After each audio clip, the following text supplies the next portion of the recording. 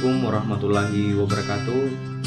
Perkenalkan, nama saya Naharuddin F. Stambuk F221-18038, mahasiswa Prodi Arsitektur Universitas Tadulako. Hari ini kami akan menjelaskan bagaimana arsitektur rasionalisme De Stijl dan arsitektur Art Deco.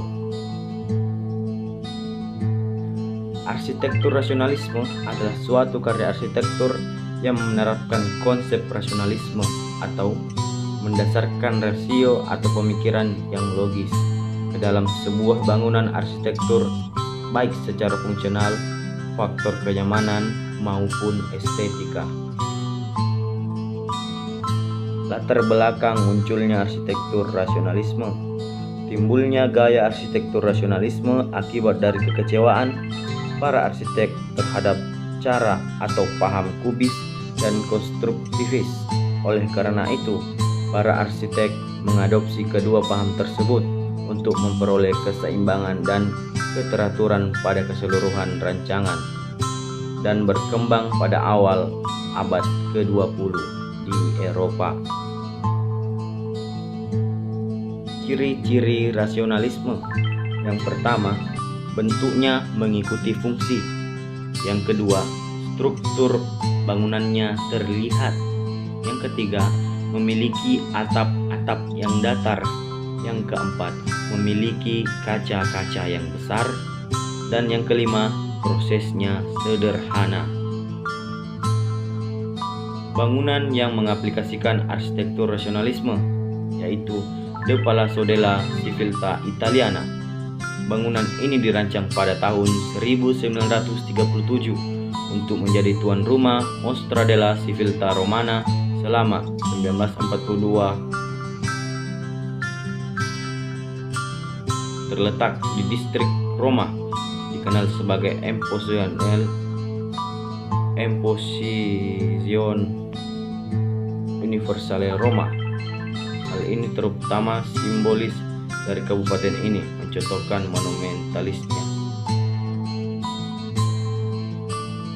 Arsitektur De Stijl merupakan salah satu dari tren atau gaya arsitektur modern yang berkembang pada masa arsitektur modern, yaitu antara tahun 1920-an sampai dengan tahun 1930-an sebelum Perang Dunia Kedua. Nama De Stijl sendiri diambil dari nama sebuah majalah seni rupa di Belanda yang sangat terkenal masa itu, karena mengusung konsep-konsep desain pembaharu dari model dan gaya karya seni rupa masa-masa sebelumnya. Ciri-ciri arsitektur De Stijl: menggunakan warna primer seperti merah, biru, kuning, putih, dan hitam. Kedua, garis-garis pembatas warna yang kontras. Yang ketiga, komposisinya adalah harmoni atau kontras. De Stijl memunculkan bentuk yang dinamis. Arsitektur tidak dipandang sebagai selubung bangunan yang mati, tapi mencerminkan ruang dan waktu, diwujudkan dengan bentuk-bentuk yang ringan, permainan bidang, dan pencahayaan.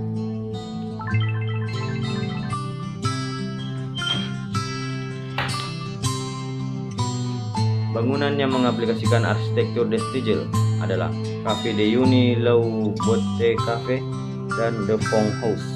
Café de Juni dibangun pada tahun 1925, tepatnya di Callen Square yang sekarang merupakan bagian dari Koolsingel, Rotterdam, oleh seorang arsitektur Belanda yang sangat berjasa dalam sejarah perkembangan arsitektur De Stijl, yaitu Jacobus Johannes Pieter Oud.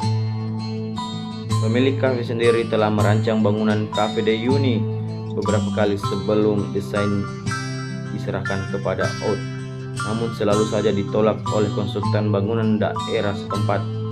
Pada saat Perang Dunia Kedua tahun 1940, bangunan Café de Juni ini hancur terkena bom, namun dibangun kembali pada tahun 1986 oleh Supervision of Architect Karol Wieberskipun pada tahun 1986. Gaya arsitektur yang berkembang bukan lagi gaya De Stijl.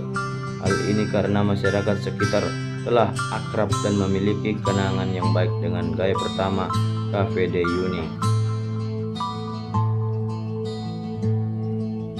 arsitektur Art Deco.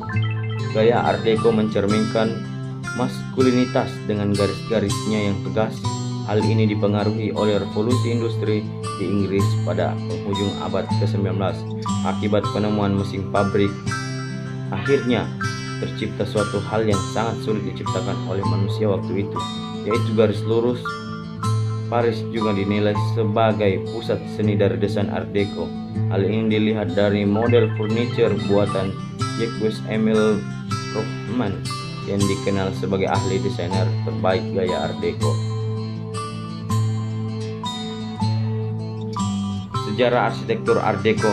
Nama Art Deco sendiri berasal dari pameran yang berjudul Paris Exposition des Arts Décoratifs et Industries pada tahun 1925 di Prancis. Art Deco memiliki ciri khas gambar mobil, kapal, pesawat terbang, serta laut yang dianggap sebagai simbol modernitas. Gaya ini pada masa itu dianggap anggun, fungsional, dan ultramodern. Stasiun kereta api Saarinen di Helsinki, Finlandia 1904 dan 1914 merupakan bangunan yang mencontohkan arsitektur Art Deco.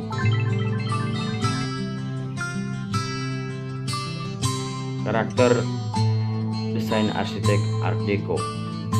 Dalam mengaplikasikannya di dunia arsitektur dan interior, ada beberapa ciri atau karakteristik yang menonjol dari gaya Art Deco.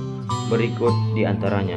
Yang pertama, adanya zigurat. Yang kedua, bangunannya dengan sisi melengkung.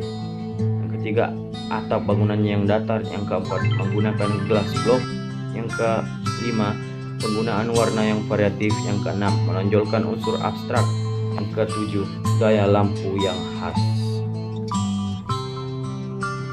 Bangunan yang mengaplikasikan arsitektur Art Deco. Polis Bergère, Paris, Prancis 1869 oleh arsitektur Plumet. Furious Bergère adalah sebuah gedung tempat pertunjukan teater bersejarah yang berada di Paris. Tempat pertunjukan ini didirikan pada 1 Mei 1869 dan merupakan salah satu tempat yang menjadi daya tarik wisata Prancis. Sekian dan terima kasih. Cuman itu yang dapat kami sampaikan. Wassalamualaikum warahmatullahi wabarakatuh.